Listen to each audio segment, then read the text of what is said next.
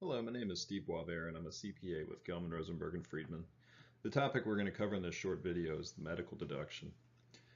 And really the rules, how they've changed from past years and what the changes will be going forward.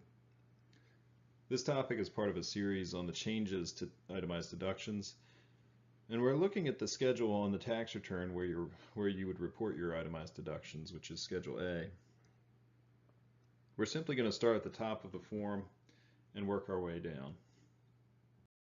So here you can see a clip of Schedule A. In the top of Schedule A is the medical and dental expenses. Unfortunately, this copy of the 2018 form is still in draft as of November 9th, 2018. But it gives you a good idea of what the form will look like, minus the watermark underneath the actual form.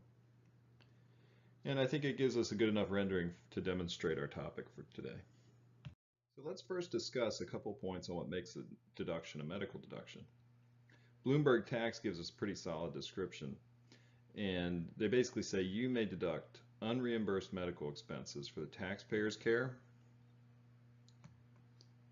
the care of the taxpayer's spouse, or dependents.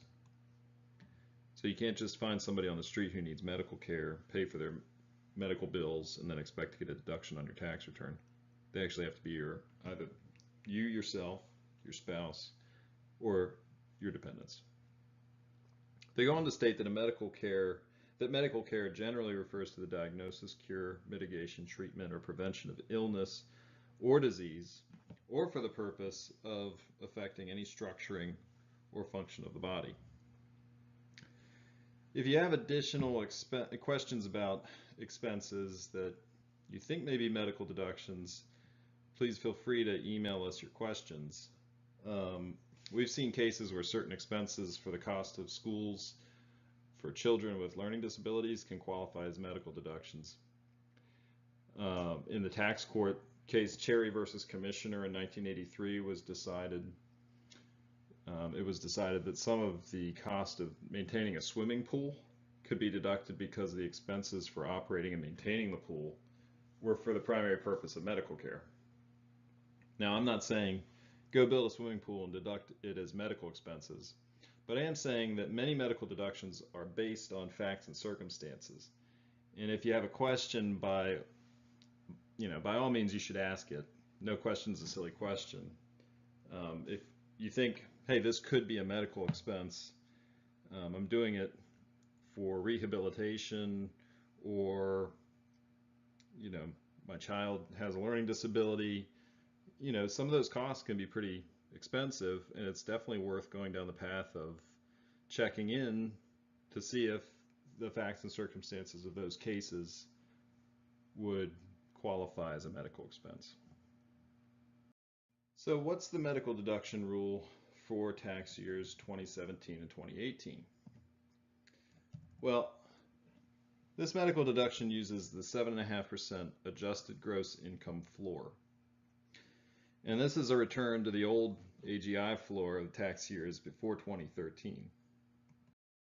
So what do tax years 2019 and beyond look like? Well, the adjusted gross income floor goes back up to 10%.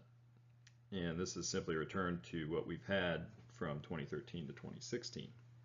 So when it came, when they were discussing this in Congress, it didn't look like they were actually going to keep the medical deduction. It looked like they may repeal it. But then when it came back to be voted on by Congress, it ended up, they made it better for a little while with the 7.5% AGI floor. And that was just for 2017, 2018. So you may at this point be saying, okay, yeah, we've talked about AGI floor, what is an adjusted gross income floor? Well, we got a couple examples here that should make it pretty clear. First, you need to notice here we're talking about tax year 2018, which has that 7.5% AGI floor. So if we take our example here, we've got adjusted gross income. Individual taxpayer has adjusted gross income of $100,000 and medical expenses of $10,000. Well, the way an AGI floor works is we first start with $100,000 of AGI and multiply it by the floor. which in this case is 7.5%.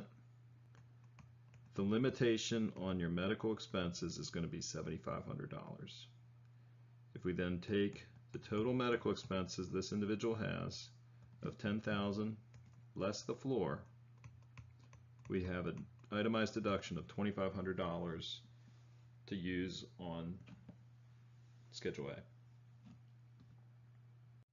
So for tax year 2019, beginning in 2019 and on, we've got a 10% AGI floor. Same facts and circumstances. We got $100,000 of adjusted gross income, $10,000 of medical expenses. We do the same calculation, just with this time with a 10% AGI threshold. This gets us up to $10,000. So you've beaten me to the punch, I'm sure, at this point, but what kind of medical deduction are we going to get this year? Zero. All right, so let's talk bottom line. If you're making $1 million in 2019, you're going to need at least $100,000 in medical expenses just to break even. Most taxpayers have a pretty good idea of what their AGI is going to be. If you're a salaried employee, oh, I make $400,000. Well, you can do a quick math in your head is 10% of $400,000 is going to be $40,000. If you don't have $40,000 in medical expenses, don't waste your time compiling this information. Where we typically as tax preparers see this deduction really pay dividends is when you have an individual living in a nursing home, and those nursing home bills can get up pretty quick. So that's where we'll see the most substantial deductions on this. If you have questions about potential deductions, or you have a surgery that wasn't covered by insurance or whatever, those are definitely things you want to talk to your tax preparer about. Or if you have any questions, feel free to reach out to us. My email address is spoivert@grfcpa. You can always call the firm. My extension is 671. Ask for Steve and they'll send you over to me. And as always, you can respond to this blog post. You can contact us on Twitter or Facebook, any of these good ways to reach out to us. As always, we welcome all of your questions. Thanks for watching.